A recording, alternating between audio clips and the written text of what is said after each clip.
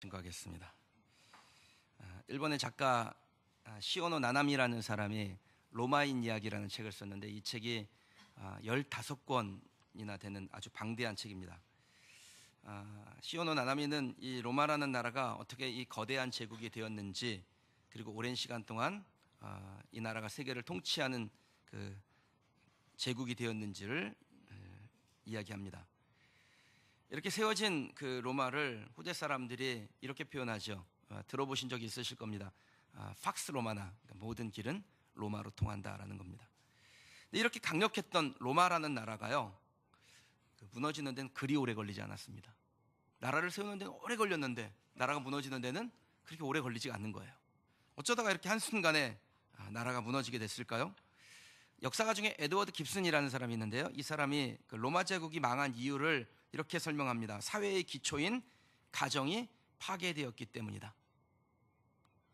로마의 멸망에 대해서 역사가들마다 다른 해석을 내놓습니다. 근데 이 에드워드 깁슨의 주장이 가정이 몰락했기 때문에 나라가 몰락했다라는 이 해석이 저는 굉장히 타당한 해석이라는 생각이 듭니다. 세계 역사를 보면요, 어떤 강한 나라들은 건강한 가정을 기초로 할 때 든든하게 세워졌습니다.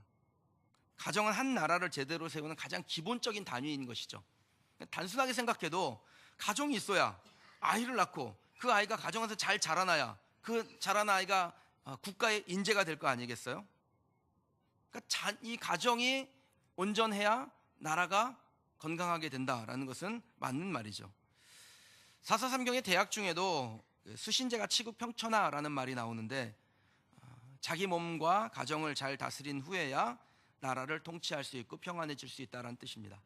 그러니까 로마라는 나라는 아주 기초적인 근본적인 가정의 손상이 일어났기 때문에 결국 거대한 제국도 쉽게 무너지게 됐다라는 것이죠. 철학자 세네카가요, 이 로마 사람들의 의식 수준을 이렇게 설명을 했습니다. 사람들이 이혼하려고 결혼하고 나서 이혼한다. 이게 로마 사람들을 향하여 철학자가 시대를 진단하며 내렸던 말이었습니다. 결혼이라는 것이 단지 성적인 쾌락과 만족을 위한 도구로 전락해버렸다는 것입니다. 결혼에 살다 보니까 좀 지루해지잖아요. 지루해지면 바꾸는 동안에 가정은 형편없이 몰락하게 되는 것이죠. 그럼 결혼이라는 게 뭡니까? 한 가정을 이룬다는 게 어떤 것입니까? 거기서 자녀를 낳고 한 공동체를 이루는 것이 어떤 것입니까? 잘 이해하셔야 돼요. 우리가 결혼할 때 하나님께서 이 결혼이란 제도를 만드셨을 때요, 가정을 이루는 제도를 만드셨을 때 주신 말씀이 있습니다. 돕는 배필이 되는 겁니다. 근데 우리는 이것을 착각해서 돕는 배필을 얻는 것으로 생각해요. 돕는 배필이 되라고 주셨는데 돕는 배필을 얻는 것으로 잘못 오해한다는 겁니다. 돕는 배필을 얻는 것이 아닙니다. 돕는 배필이 되는 것입니다. 내 만족을 위해서 돕는 배필을 찾으면, 나를 도울 사람을 찾으면 필연적으로 상처가 남아요. 왜냐하면 내 뜻대로 안 되거든요. 여러분은 내 뜻대로 되시던가요? 특히 남성들, 내 뜻대로 되시던가요? 저도 해봤는데 내 뜻대로 안 됩니다. 성질 더러운 여자를 얻으면 더 안 됩니다. 저는 정말 착한 분을 얻었는데, 착한 분을 얻었음에도 불구하고 내 뜻대로 안 됐습니다. 그러니까 이게 디스입니까? 착한 분을 얻었다고요, 저는요, 정말. 내 마누라는 그냥 내 뜻대로 안 돼, 이러지들 마시고 그분 뜻대로 살아가시는 남성들 되시길 바랍니다. 오세훈 집사님 잘하시기 바랍니다. 그럼 로마 사람들이 자기의 만족을 위해서 결혼하고 만족이 안 되면 이혼하고 이것을 반복하다 보니까 도저히 만족이 안 될 때는 어떻게 합니까? 더 이상한 일을 하는 거예요. 그래서 뭐 동성애니 뭐니 이런 것들이 마구마구 행해지는 시대가 됐습니다. 바울이 로마 교회를 향하여 쓴 편지가 로마서라는 성경인데요, 이 로마서에 보면 이런 내용이 나와요. 이 때문에 하나님께서 그들을 부끄러운 욕심에 내버려 두셨으니 곧 그들이 여자들도 순리대로 쓸 것을 바꾸어 영리로 쓰며 그와 같이 남자들도 순리대로 여자 쓰기를 버리고 서로를 향하여 음욕이 불릴 듯하며 남자가 남자와 더불어 부끄러운 일을 행하여 그들의 그릇 때문에 상당한 보응을 그들 자신이 받았느니라. 그러니까 그들이 상당한 보응을 받게 되었다라고 말씀하시는데, 이게 뭘까요? 정신적으로, 육체적으로, 국가적으로 치명적인 페널티를 받은 것입니다. 개인적으로는 질병에 시달리게 되는 것이고, 공동체적으로는 가정이 무너지는 것이고, 자연스럽게 국가마저 무너져 버린다는 것. 이것이 역사가들이 내린 진단입니다. 그런데 이런 현상이 나라에만 있는 것이 아니라 그보다 작은 규모인 사회, 교회, 기업, 이런 작은 단위에까지 동일하게 적용이 돼요. 그럼 교회의 건강성을 보려면요, 그 교회 안에 있는 성도들의 가정의 건강성을 보면 됩니다. 특히 중직자들의 가정이 얼마나 건강한지, 교회에 영적인 영향력을 흘려보내는 위치에 있는 사람들이 건강한 가정을 가지고 있는지를 보면 그 교회가 얼마나 건강한지를 알 수가 있다는 거예요. 그래서 교회가 중직자를 세울 때는요, 원칙으로 주신 것이 있습니다. 성경이 동일하게 말씀하세요. 감독, 지금으로 말하면 목사죠. 이 감독을 세울 때 성경이 이렇게 말해요. 감독은 책망할 것이 없으며 한 아내의 남편이 되며 절제하며 신중하며 단정하며 나그네를 품으며 쫙 나가요. 그러니까 감독이 해야 될 일이 많은데, 자격이 있는데, 그 중에 첫 번째로 하나님께서 말씀하신 게 뭐냐면 한 아내의 남편이 되며, 이거였습니다. 어떤 사람이 감독이 될 수 있다는 거예요? 가정을 건강하게 만들어가는 사람이. 장로는 어떨까요? 장로는 이렇게 말씀합니다. 내가 명한 대로 각성의 장로들을 세우려 함이니 책망할 것이 없고 한 아내의 남편이 되며 방탕하다는 비난을 받거나 불순종하는 일이 없는 믿는 자녀를 둔 자라 할지라. 이 무슨 말씀이에요? 장로도 역시 가정을 잘 다스리는 사람이 되어야 된다는 거예요. 집사는 어떨까요? 집사들은 한 아내의 남편이 되어 자녀와 자기 집을 잘 다스리는 자일지니 집사의 직분을 잘한 자들은 아름다운 지위와 그리스도 예수 안에 있는 믿음의 큰 담력을 얻느니라. 역시 가정을 잘 다스리는 사람을 집사로 세우라고 말씀합니다.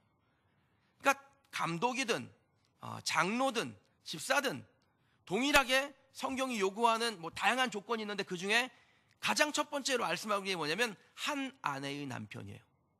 두 아내의 남편은 안 되는 거예요. 반드시 성경이 한 아내의 남편이라 그랬지 아내의 남편이라고도 안 했습니다. 한 아내의 남편으로 가정 안에서 건강한 가장이 될 때 그 사람이 교회 안에서도 건강한 일꾼이 될 수 있다는 거예요. 여러분, 하나님의 사역은 건강한 가정의 기초 위에서 세워집니다. 개인이 일하는 것 같지요? 근데 실상은 가정이 일하는 거예요. 제가 성도님들 중에 이렇게 교회에 헌신을 하거나 또 헌금을 하거나 할 때 그게 적정 수준을 넘어선다라고 생각하면은 부부가 합의하셨습니까? 라고 물어봐요. 부부가 합의하셔야 돼요. 여러분, 교회 안에 무슨 중요한 일을 감당해야 될 때 부부 합의 안 되고선 하지 마세요. 부부 합의 안 되면요, 여러분 그 안에서 가정이 문제를 일으킵니다. 근데 그 가정의 문제가 일으킨 게 교회로 그대로 전달이 돼요. 분명한 것은 교회에서 가정이 무너지면 교회도 무너지게 된다는 겁니다. 사탄이요, 교회를 무너뜨리려고 하잖아요. 그런데 무엇을 공격하려고 할까요? 사탄이 공격하는 것은 가정이 무너지게 되는 거예요. 목사의 가정이 무너지게 하고, 장로의 가정이 무너지게 하고, 집사들의 가정이 무너지게 하는 것, 그것을 통해서 교회를 무너뜨릴 수 있다고 생각을 합니다. 시대를 초월하여 사탄이 했던 일이 그겁니다. 여러분, 가정 지키는 일을 자연스럽게 하지 마시고 의지적으로 하세요. 자연스럽게는 그냥 물을 흐르도 되겠지, 이게 아닙니다. 우리 가정은 잘 지켜지겠지, 아니요. 여러분, 가정을 지키는 것은 의지적으로 하는 거예요. 노력해야 된다는 겁니다. 부부관계, 부모와 자녀와의 관계 등 가정 안에서 일어나는 모든 관계는 의지적으로 지킬 때, 내가 잘 자녀들을 가르치고 또 배우자가 서로 간에 지켜야 될 도리를 지키면서 의지적으로 지켜나갈 때 건강한 가정이 될 수 있고, 그 건강한 가정의 기초 위에서 교회, 우리의 기업, 나라, 모든 공동체가 든든하게 설 수 있는 것입니다. 저는 우리 사랑하는 성도들의 가정에 하나님께서 부부관계든 부모와 자녀의 관계든 가정 안에서 일어나는 모든 관계가 여기에서 말씀 듣는 여러분들이 의지적으로 변화시키고 바꿔가고 건강하게 만들어가므로 하나님께서 여러분의 가정을 기초로 삼아서 하나님의 일들을, 하나님의 풍성한 일들을 행하여 주실 줄 믿습니다. 어떻게 할 때 그런 가정이 소중한 관계가 되고 행복 가운데 머물 수 있을까요? 첫 번째는요, 여러분, 가정이 영적 공동체라는 것을 기억하셔야 돼요. 인류 최초의 가정이 누구의 가정입니까? 아담의 가정이죠. 근데 이 아담이 처음에 하나님 앞에 지음받을 때, 하와가 지음받을 때 하나님께서 이 두 사람을 그냥 지은 게 아니에요. 하나님의 형상대로 아담과 하와를 만듭니다. 근데 하나님은 어떤 분이세요? 하나님은 영이시죠. 근데 그 영이신 하나님이 하나님의 형상을 따라 사람을 지었다면 그 사람은 어떤 존재입니까? 영적인 존재예요. 그럼 영적인 존재와 영적인 존재가 만나서 한 공동체를 이뤘습니다. 그럼 그 공동체를 뭐라고 부릅니까? 영적 공동체라고 부르는 거예요. 그래서 가정은 영적 공동체입니다. 영적인 존재로 지음받은 사람들이 모여서 교회를 이루어요. 그렇게 되면 교회는 영적 공동체인 거예요. 신령한 일을 했기 때문에 영적 공동체가 아니라 교회는 근본적으로 하나님의 형상, 영이신 하나님의 형상을 지음대로 지음받은 사람들이, 영적인 존재들이 모여있기 때문에 영적 공동체인 것입니다. 영적인 사람들이 연합하여 이룬 가정, 영적인 사람들이 연합하여 이룬 교회, 영적인 사람들이 연합하여 이룬 셀, 하여튼 영적 공동체가 된 거예요. 그렇기 때문에 한 가정은, 교회는 본질적으로 영적인 만남이며 그 안에 살아가는 사람들의 모든 행위는 영적인 생활이며 그 영적인 생활은 하나님 앞에 합당한 것이 되어야 합니다. 우리가 흔히 영적 생활하면 떠오르는 게 뭐예요? 영적 생활을 하세요? 라고 물어보면은 목사님이 나보고 기도하냐고 물어봤나 보다, 말씀 받냐고 물어봤나 보다, 이렇게 생각하시잖아요. 영적 생활 하셨어요? 오늘 영적 생활 하셨어요? 그러면은 오늘 영적 생활 못했습니다. 오늘 기도 못했습니다. 새벽 예배 떼어먹었습니다. 오늘 말씀 못 읽었습니다. 그럼 영적 생활을 안 한 거로 얘기하는데, 그럼 기도하고 신비한 체험하고 말씀 많이 보고 뭔가 세속적인 일을 하지 아니하고 이런 것도 영적 생활인 것은 맞습니다. 그런데 가정 안에서 부부가 서로 어울려 밥을 먹고 잠도 자고 자녀들을 양육하고 사랑하고 보듬고 교육하고 같이 어울려 놀기도 하고, 이건 뭐라고 불러야 됩니까? 그럼 이게 영적 생활이에요. 이거를 한 가정 안에서 잘하면 그게 영적 생활을 잘하는 거예요. 왜요? 우리는 영적인 존재로 지음받았고 영적인 존재로 지음받은 사람들이 모여서 한 가정 이루고 교회 이루고 사회를 이루는데 그 안에서 일어나는 일들이 영적 생활이죠. 그래서 신성하게 여기셔야 돼요. 가정 안에서 일어난 일들을. 집에서 밥 먹는 거 신성하게 여기셔야 됩니다. 자꾸 어디 딴 데 가서 밥 먹지 마시고 집에서 밥 먹는 거를 좋아하셔야 돼요. 부부가 서로 아끼고 존중하는 거 신성하게 여기셔야 돼요. 자녀들을 잘 가르치고 우리 자녀들을 사랑하고 보듬고 양육하는 거, 이거 신성하게 여겨야 합니다. 왜 그렇습니까? 영적 공동체에서 일어나는 일들이니까요. 결혼과 가정, 또 자녀를 양육하는 것, 교회 안에 생활하는 것, 그 영적인 것이죠. 그럼 영적인 모임이라면 그 안에서 어떤 일들이 일어나야 될까요? 가정 안에서, 교회 안에서 어떤 일들이 일어나야 됩니까? 영적인 일을 사모하시고 영적인 일을 꿈꾸시고 영적인 일을 하셔야죠. 영적인 일을 하라는 것이 무슨 신비적인 체험을 하고 모여가지고 날마다 그냥 기도하라, 그런 게 아닙니다. 우리의 모든 일 안에 중심에 누가 계셔요? 하나님이 계셔야 돼요. 하나님이 판단의 기준이셔야 돼요. 우리가 모여서 회의를 해도 그건 영적인 일이죠. 그럼 그 영적인 일 안에 누가 계셔야 됩니까? 하나님이 주권자로 계셔야 돼요. 교회에서 모임을 하는데 그 모임 안에 하나님이 주권자로 계셔야 돼요. 성가대 찬양할 때 아름다운 목소리로 오 이러면 됩니까? 네. 그 안에 다 영적인 존재들이 우리가, 그래서 영적인 일을 사모하는 찬양대가 될 때 사람들이 그 영적인 기운을 느껴요. 제가 사람들에게 가끔 하는 이야기가 있는데, 성도들이 정말 놀랍다 이런 말을 해요. 하나도 영적이지 않을 것 같은 사람들이 앉아 있는데 목사가 영적인지 아닌지, 영성이 있는지 없는지를 정확하게 캐치해내더라. 아니, 이분들은 정말 영적이지 않은 것 같은데, 허당 같아 보이는데 딱 느낌으로 오늘 목사님이 영성이 떨어지셨네, 이런 게 느껴진다라는 거예요. 이게 무서운 거죠. 왜요? 우리가 영적인 존재이기 때문에 느껴지는 거예요. 그래서 영적 모임에서는, 우리의 공동체에서는, 가정에서는, 교회에서는, 셀에서는 무슨 일을 합니까? 하나님을 중심에 세우고 하나님이 기뻐하시는 일, 우리를 부르시는 그 부르심에 합당한 일을 하는 것입니다. 세상의 부부들 보면요, 상속세 아끼기 위해서 위장해서 이혼하는, 법적으로는 이혼하고 같이 사는 그런 집이 있습니다. 하여튼 우리 성도들 중에는 그런 일은 없겠지만, 하여튼 여러분, 그것이 가정 안에서 일어나요? 영적 공동체를 파괴하는 거예요. 막대 먹은 집은요, 온 가족이 힘을 합하여 영적 공동체를 파괴하는 일을 합니다. 제가 언젠가 뉴스에서 봤는데 어머니는 퇴폐 노래방을 운영하고 아들은 여자를 공급하고 며느리는 돈계산을 하고 아이들은 고액과외를 열심히 해서 1등을 한대요. 그럼 이런 집을 보고 뭐라고 불러야 됩니까? 그 집 아이들이 학교 가서 1등 하니까 괜찮은 집입니까? 이런 집이 진짜 영적으로 콩가루 된 집안이죠. 근데 불행하게도 많은 가정들이 가정 안에서 이 영적인 부분을 무시하고 삽니다. 많은 부부들이 인간적으로 자기 행복과 만족만을 위해서 삽니다. 자녀 양육이요? 그럼 세상에서 세속적으로 성공하는 것에 목표를 두고 그렇게 살아가요. 제가 청소년부 사역할 때 저한테 오셔가지고 안수 집사님 부부가 가지고 간곡하게 부탁한 적이 있습니다. 목사님, 우리 아들이 이제 고3이 됐는데 교회 좀 그만 나오라고 해주세요. 그럼 영적인 일을 하지 않는 가정 안에서는 하나님께서 일하실 수가 없는 것이죠. 남자들이요, 젊은 청년들이 어떤 여자하고 결혼하기를 원하냐고 물으면은 이렇게 해요. 예쁜 여자요. 젊고 아름답고 흔히 말하면 요즘 애들이 말하는 섹시한 여자 결혼하고 싶어합니다. 여자들은요, 돈 많고 잘생기고 키 큰 남자와 결혼하려고 합니다. 다 소용없습니다. 키 큰 거. 그럼 그런 기준을 왜 정하는 겁니까? 서로 섬기고 사랑하고 아껴주고 뭐 그래서 그러는 거예요? 서로 존중하고 희생하고 인내하길 원해서 그런 기준을 정한 겁니까? 절대로 아니죠. 자기의 만족과 평안함을 위해서예요. 상대방을 통해서 내 불안한 미래 노후 보장 좀 해보고 싶어서 뭐 그러는 겁니다. 근데 여러분, 이건 영적인 것이 아니라는 거예요.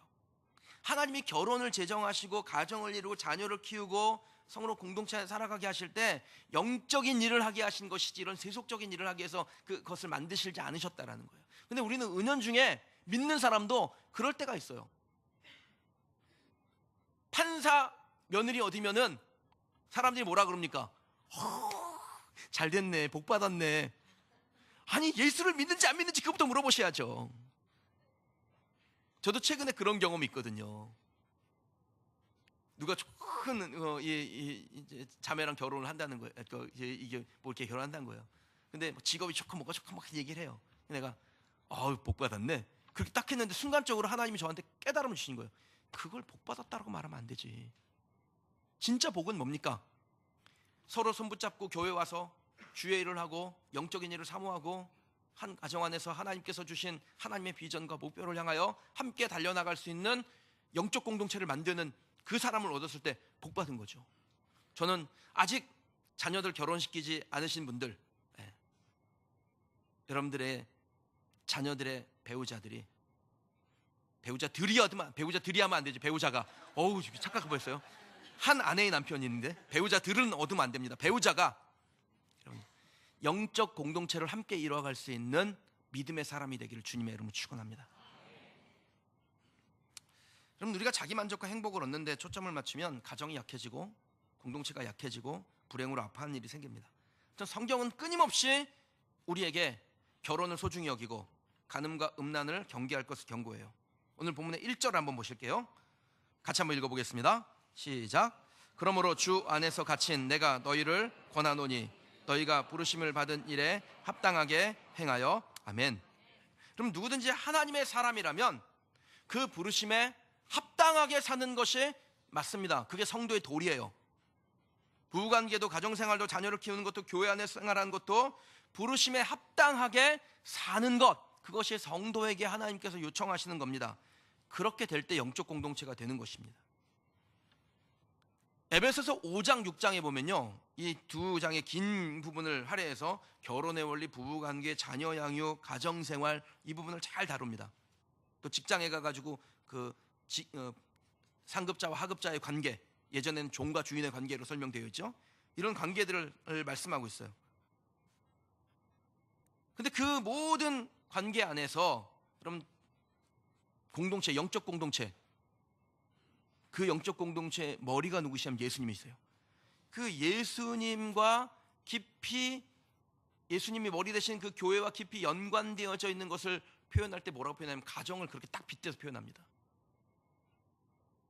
남편들은 예수님이 교회를 사랑하신 것처럼 아내를 사랑하고, 아내는 복종함으로 하나님께서 이루고자 하신 합당한 뜻을 이루어가는 그 공동체, 가정, 또 자녀들에게 부모에게 순종하고 부모들은 자녀를 넓게 하지 말고 한 사람의 책임도 막중한데 공동체로 모였을 때는 그 책임이 얼마나 막중해지겠어요.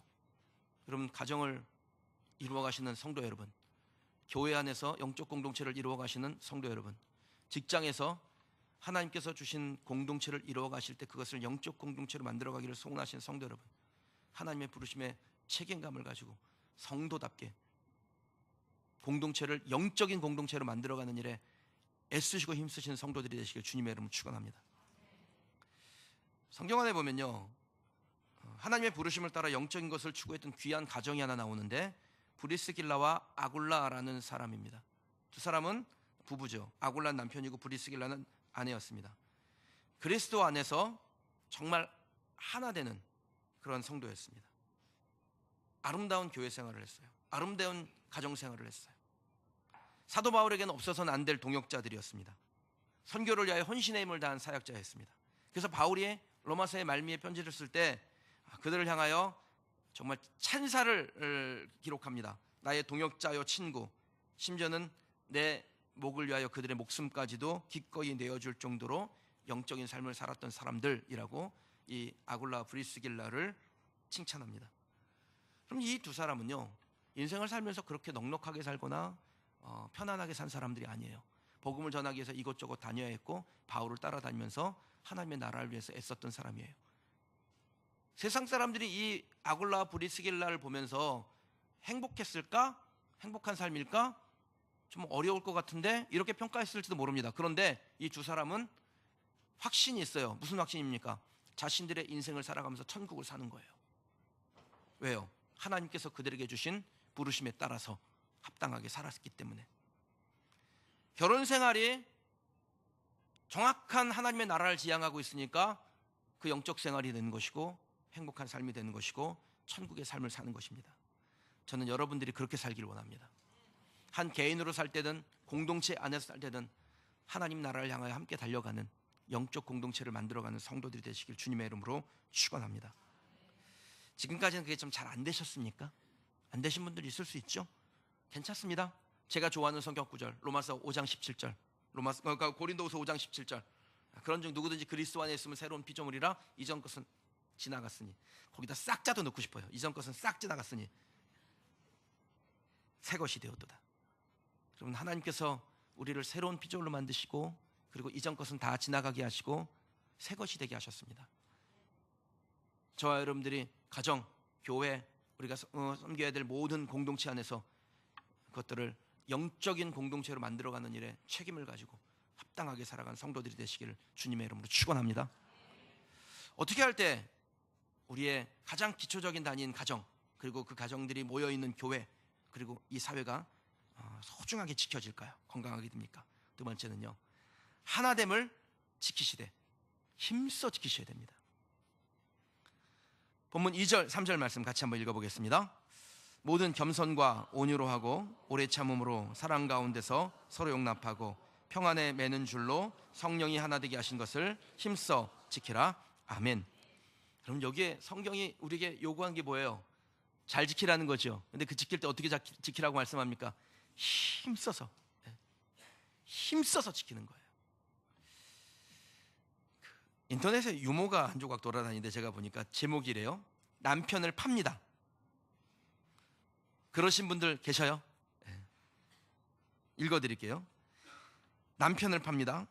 사정상 급매합니다. 현재 구청에 정품 등록되어 있는데 명의 양도해드립니다.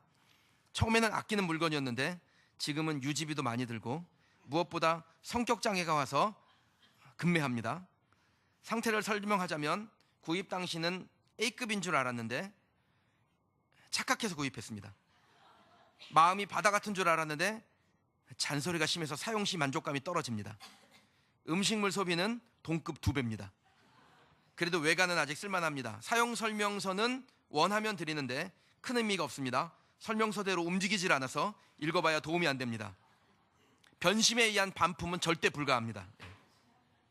그럼 처음에는 죽고 못 살아서 결혼한 거 아니에요? 근데 시간이 가면서 서로 못 잡아먹는 부부가 되는 거예요. 자녀들도 마찬가지죠. 처음엔 태어났을 때 그냥 금지옥염 막 이랬잖아요. 그런데 키우다 보니까 이런 왼수가 없어요. 이런 상왼수가 없어요. 그럼 가정에 하나님께서 만들으신 그 관계, 공동체가요, 처음엔 그렇게 좋았는데 이게 점점 나를 힘들게 하고 불편하게 하는 그런 존재들이 되더라는 거예요. 오랫동안 살았으면 딱 눈만 보면 그냥 척하고 알아야 되는데, 이건 무슨 말만 꺼내면 말꼬리를 잡고 오해를 하고 결국 싸움으로 끝납니다. 그러니까 서로 이야기를 안 하고 말해 뭐해 하고 접고 살다 보니까 우리 사회가 하나 되기를 힘써 지키는 사회가 아니라 자꾸 끊어지는 사회가 되어가고 있는 것 같아요. 여러분, 진짜 착각하시지 마셔야 돼요. 내 마음에 드는 사람이, 내 마음에 드는 모임이, 내 마음에 드는 교회가 있을 거라는 착각을 하지 마세요.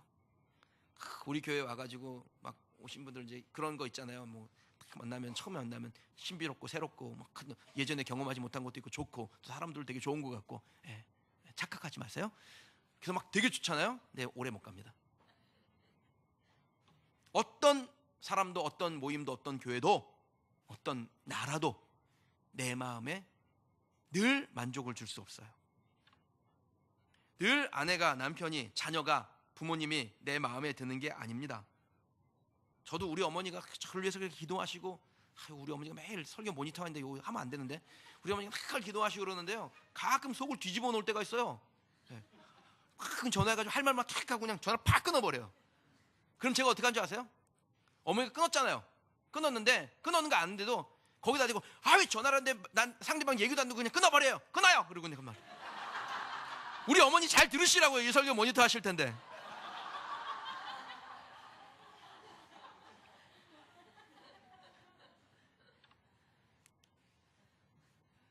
여러분, 어떤 모임이든지요, 품이 있는 사람들만 모여있지는 않습니다. 꼭 거기에 꼴불견인 사람이 있어요.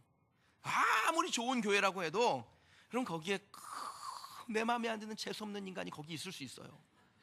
제가 어떤 목사님한테 들은 얘기인데요, 그 교회는 딱 예배가 끝나면 전체 교인이 일어나가지고 손을 딱 잡고 이렇게 삥 둘러서 마지막 찬송을 부른다는 거예요. 교회가 좀 작은 규모인데.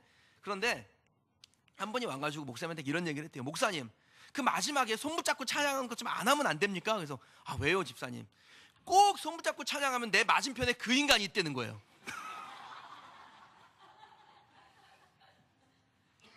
그럼 교회가 내 마음에 들 수는 없는 거죠. 그럼 불가능한 거예요. 그런데 그럼 그 교회 안에, 그 가정 안에, 우리 모임 안에 그럼 그것을 지켜나가는 방법이 있어요. 본문의 표현대로 한다면 겸손과 온유와 오래 참음과 사랑과 용납으로 성령이 하나 되게 하신 것을 힘써 지킬 때, 여러분, 이때 만족을 얻습니다. 특히 가정생활은요 더더욱 그래요. 왜요? 만나는 시간이 길거든요. 자주 만나야 되잖아요. 심지어는 평생 만나야 되잖아요. 그러니까 어떤 관계보다 그 시간이 길기 때문에 더 오늘 말씀대로 겸손과 온유와 오래 참음과 사랑과 용납으로 성령이 하나 되게 하신 것을 힘써 지켜야 됩니다. 제가 결혼 정년기에 있는 청년들에게 꼭 얘기해 주는 게 있어요. 두 가지가 같아야 된다고 얘기합니다. 하나는 가치관이 같아야 된다. 즉 종교가 같아야 돼요. 이게 안 같아가지고 아이고 괜찮아, 뭐 지금 뜨겁게 사랑하니까 전도하면 되지, 전도가 그렇게 쉬운 줄 아세요? 그러니까 그냥 평생 고생을 하는 사람도 있는 거예요. 그래서 종교관이 같아야 된다. 가치관이 같아야 된다. 생각하는 그 가치가 같아야 된다. 이 얘기를 꼭 해줘요. 또 하나는 취미생활 같아야 된다. 아니, 남자친구는 심해가지고 테니스 치는 거 좋아하는데 여자친구는 조용히 가서 영화 보는 거 좋아해요. 그러면은 처음에는 좋아서 보기 싫은 영화도 같이 봐주는데, 저도요 정말 때려 부신 영화 좋아하거든요. 근데 제 아내는 꼭 잔잔하고 한 10분만 보면 바로 잠이 오는 그런 영화를 보자는 거예요. 근데 처음에는 그걸 같이 봐줘요. 그런데 어느 날 되면은 그거 안 봐주고 싶어지는 날이 오잖아요. 그러니까 조금씩 서로 맞춰가는 거예요. 난 때려 부시는 거 보면 머리가 아픈데도 그 사람을 위해서 때려 부시는 것도 같이 봐주고, 그걸 자꾸 맞춰주는 거예요. 테니스 나는 못 쳤는데 테니스 치는 거 같이 한번 해주고, 그 서로 취미생활을 갖게 해야 사건 사고가 일어나지 않는다. 그런 얘기를 꼭 해줍니다. 그러니까 보니까요, 꼭 사건 사고가 어디에 일어나냐면 서로 같이 시간을 보내지 않을 때 사건 사고가 일어납니다. 그렇게 가치관이 같고 취미생활이 같고 자꾸 시간을 같이 보내고 하다 보면 서로가 서로에게 나의 삶에 있어서 없어서는 안 될 중요한 존재가 되죠. 이걸 영어 단어로 뭐라고 하냐면 키퍼슨이라 그래요. 제가 여러분에게 오늘 시작할 때 인사시켰잖아요. 핵심 인물, 필수 인물이라는 뜻입니다. 여러분에게 키퍼슨은 누굽니까?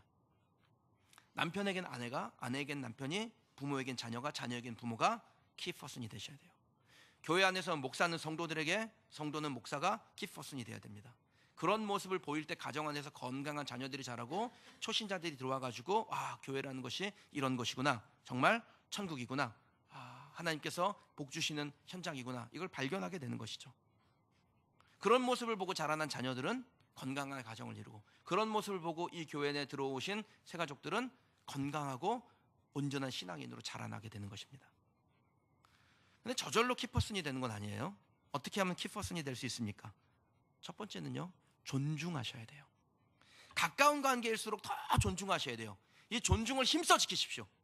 관계를 허무는 가장 무서운 적은 무시하는 겁니다.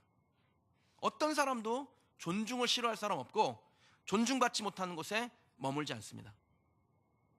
남편들이 자신의 아내를 향하여 그런 말을 표현하는 경우가 있어요. 잡은 고기에 누가 물고기를 줍니까? 여러분, 잡은 고기에 물고기를 줘야죠. 그래야 우리 집에서, 우리 어항에서 새끼도 까고 볼 때마다 풍성해지고 행복하게 될 거 아니에요? 그럼 남의 고기에 남의 고기에다가 먹을 거 많이 줘보세요. 먹이만 싹 빼먹고 냉큼 내빼버립니다. 경험 아니에요? 네. 존중하세요. 존중하세요. 남편은 아내를, 아내는 남편을, 부모는 자녀를, 자녀는 부모를 교회 성도들끼리, 목회자와 성도들끼리 존중하십시오. 이럴 때 여러분, 서로가 키퍼슨이 되고, 그리고 아름다운 공동체를, 영적 공동체를 이룰 수 있습니다. 어떻게 하면 서로 키퍼슨을 만들어갈 수 있을까요? 두 번째는 공유입니다. 공유 너무 좋아요. 좋아하셔야 돼요. 공유를요, 많이 하셔야 돼요. 삶을 공유한다라는 것은요, 나의 모든 것을 공유하는 것입니다. 비밀이 없는 거예요. 내게 일어난 일들을 그 키퍼슨에게서 들어야 돼요. 그 키퍼슨의 일들을 그에게 들어야 돼요. 간혹요, 성도님들 중에 아주 중요한 일인데 안 알려주시는 분이 있어요. 근데 내가 나중에 누구한테 이렇게 듣게 되잖아요. 그래서 그걸 왜 얘기를 안 하셨어요? 그러면은 목사님 힘드신데 그래요. 그 저를 배려하는 거 아닙니다. 그거는 목사님은 나한테 중요한 사람이 아니에요, 이렇게 말씀한 거랑 똑같은 거예요. 무엇보다 기도로 동역하기가 어렵잖아요. 가정 안에서도 여러분 공유하셔야 됩니다. 아이들하고도 공유하세요. 가정의 경제가 좀 어려워졌어요? 그러면 아이들한테 얘기를 하세요. 우리 집 조금 어려워졌다. 그러니까 너희들이 같이 힘을 합하고 아껴 써야 돼. 얘기하세요. 그래서 아이들 그런 걸 통해서 성장하게 됩니다. 나도 이제 부모님을 옆에서 도와야겠구나, 그런 마음을 갖게 됩니다. 막 이 물건 저 물건 함부로 사고 싶었는데 우리 아버지 어머니가 가정이 경제가 어려워졌다니 나라도 좀 아껴야겠다, 그런 마음을 품고 아이들이 성장하는 거예요. 어떻게 키퍼슨을 만들 수 있을까요? 세 번째는 감사하셔야 됩니다. 여러분의 주변에 있는 중요한 사람에게 늘 감사하세요. 여러분 주변에 있는 사람들 진짜 중요한 분들이에요. 부모님이나 또 배우자나 자녀들이나 얼굴을 이렇게 유심히 보신 적이 있으세요? 얼굴을 유심히 보신 적 있어요? 저도 제 아내의 얼굴을 유심히 봤는데, 제가 그 청년 때 연애할 때는 사람들이 우리 두 사람 좀 닮았어요, 외모가. 사람들이 저한테 그런 얘기를 했어요. 누나예요? 그런 얘기를 많이 했어요. 진짜예요, 진짜. 그런데 요즘 이렇게 보면요, 내가 점점 오빠가 되는구나. 이러다가 이러다 작은 오빠에서 큰 오빠 되는 거 아니야? 막 이런 마음이 들어요. 저도 교회 개척하고 3년 반 동안 얼마나 폭삭 늙었는지, 3년 반 전에 교회 개척할 3년 반 전에 교회 개척할 때 사진을 보니까 제가 청년 같더라고요. 그런데 요즘 사진을 보니까 이게 정말. 근데 여러분 보세요. 얼굴을 자세히 보잖아요. 그러면 뭐가 보이냐면 늙어감이 보여요.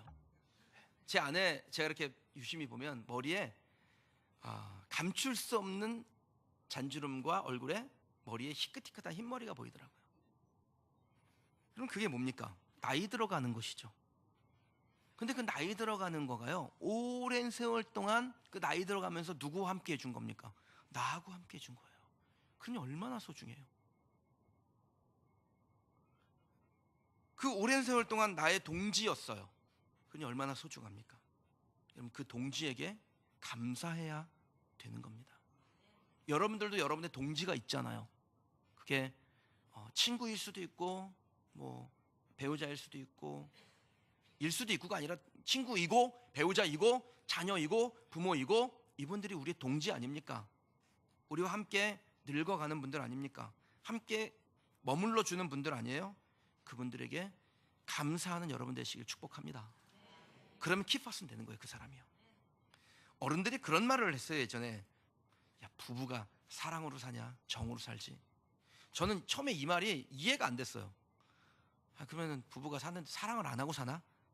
근데 조금 요즘 보면요 조금 이해가 돼요. 이게 무슨 말이냐면 그 정이라는 것이요, 예전에는 사랑이 뜨겁게 타오르다가 다 식어버리고 거기에 남아있는 재와 같은 그냥 의무감 같은 그런 거라고 생각했는데, 제가 나이를 들어보니까 진짜 그게 사랑인 거예요. 오랜 동지적 관계, 뗄래야 뗄 수 없는 것, 그런 사랑을 하는 관계에 감사하고 계속해서 나의 키퍼슨으로 남겨야 하는 것입니다. 언제까지요? 영원까지, 천국에 갈 그날까지. 여러분, 그렇게 살아가시길 주님의 이름으로 축원합니다. 제가 여러분에게 직접 들려드릴까 하다가 좀 시간이 안 돼서 그냥 읽어드리겠습니다. 이 노사연이라는 가수가 바램이라는 노래를 부른 적이 있는데요, 이 가사가 참 많은 것을 생각하게 해요. 제가 이 가사를 한번 읽어볼게요. 내 손에 잡은 것이 많아서 손이 아픕니다. 등에 짊어진 삶의 무게가 온몸을 아프게 하고, 매일 해결해야 하는 일 때문에 내 시간도 없이 살다가 평생 바쁘게 걸어왔으니 다리도 아픕니다. 내가 힘들고 외로워질 때 내 얘기를 조금만 들어준다면 어느 날 갑자기 세월의 한복판에 덩그러니 혼자 있진 않겠죠. 큰 것도 아니고 아주 작은 한마디, 지친 나를 안아주면서 사랑한다, 정말 사랑한다는 그 말을 해준다면 나는 사막을 걷는다 해도 꽃길이라 생각할 겁니다. 우리는 늙어가는 것이 아니라 조금씩 익어가는 겁니다. 우린 늙어가는 것이 아니라 조금씩 익어가는 겁니다. 저 높은 곳에 함께 가야 할 사람, 그대뿐입니다. 이렇게 끝나요. 이게 대중가요인데요, 진짜 꼭 복음송가 같아요. 저 높은 곳, 그 하나님의 나라에 함께 가야 될 사람은 그대뿐입니다. 당신뿐입니다. 여러분, 이 노랫말의 가사처럼 가정 안에서 부모와 또 부모님과 부부와 자녀들과 또 온 교회 안에서 성도들이, 영적인 가족들이 함께 모여서 서로가 서로에게 정말 중요한 사람이 되어주며 아름다운 가정, 아름다운 교회, 또 아름다운 공동체를, 영적인 공동체를 이루어가는 저와 여러분 되시기를 주님의 이름으로 축원합니다. 주신 말씀 놓고 함께 좀 기도하겠습니다.